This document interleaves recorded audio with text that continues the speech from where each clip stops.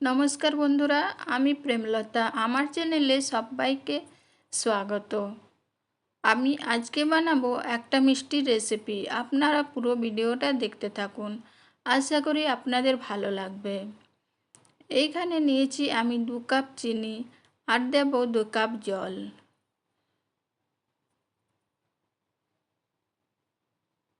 ভালোভাবে আমি ফুটিয়ে নেব আর একটা চিনির সিরা বানিয়ে নেব।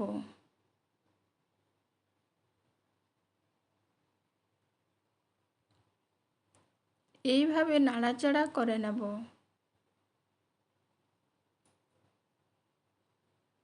এখানে চিনিতে কোনো তার দরকার নেই, শুধু চিনিটা গুলে গেলেই হবে। চিনি আমি গুলে যাওয়ার পরেও 3 থেকে 4 মিনিট ফুটিয়ে নিয়েছিলাম।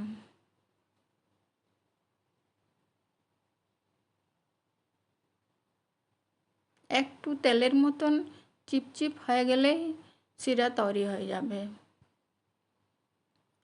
এইখানে আমি অল্প একটু এলাচি পাউডার দেব। দেখুন, হাফ চামচ আমি এলাচি পাউডার দিলাম।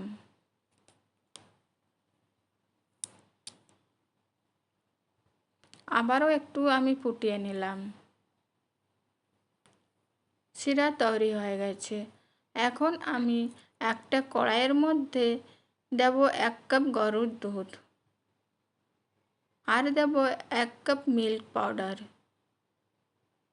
বা গুঁড়ো দুধ আর দেব 2 চামচ সুজি আর দেব 1 চামচ ঘি দিয়ে ভালোভাবে মিশিয়ে নেব।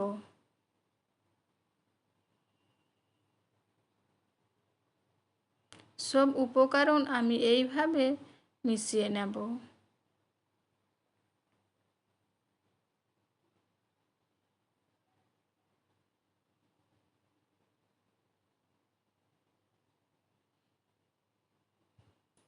গ্যাসের ফ্লেমটা একদম কম করে আমি করেছি।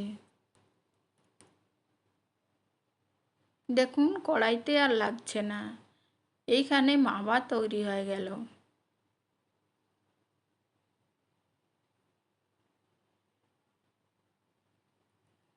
এখন আমি কড়াই থেকে নামিয়ে নেব।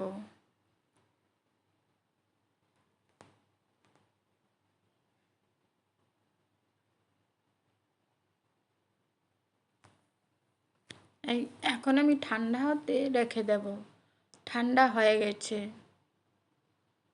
এখন ময়দা 2 চামচ দিয়ে আমি একটা আটার মতন ডো বানিয়ে নেব।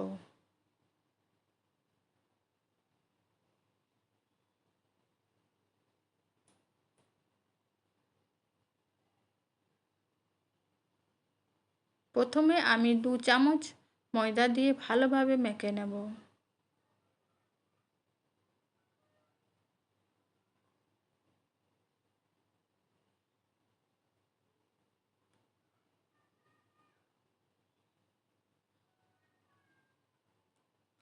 এইখানে আমি বেকিং পাউডার অল্প দিয়েছি আর দিলাম একটু এলাচি পাউডার।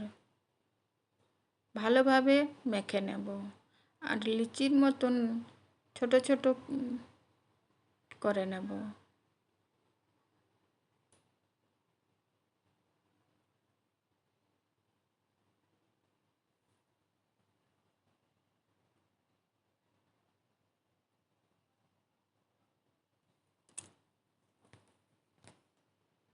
দেখুন, 1 কাপ গুঁড়ো দুধে কতগুলো গোলাপ জামুন হয়।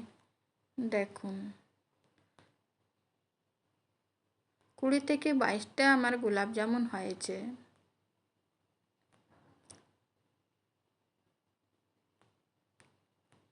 গ্যাসের ফ্লেমটা একদম কম করে আমি করেছি।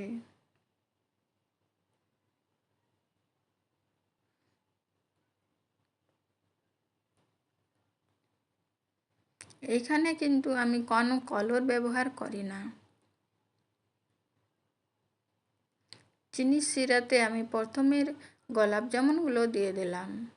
দেখুন, সব গোলাপ জামুন দিয়ে দিয়েছি।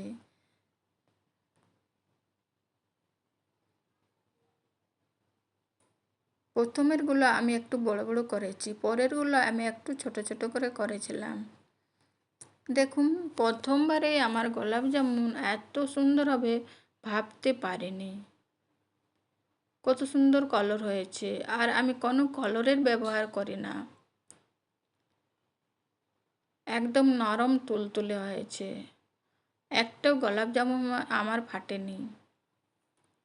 আমার ভিডিও যদি ভালো লাগে তাহলে আপনারা লাইক শেয়ার অবশ্যই করবেন। এইভাবে আপনারা বানিয়ে দেখবেন, খুব ভালো লাগে।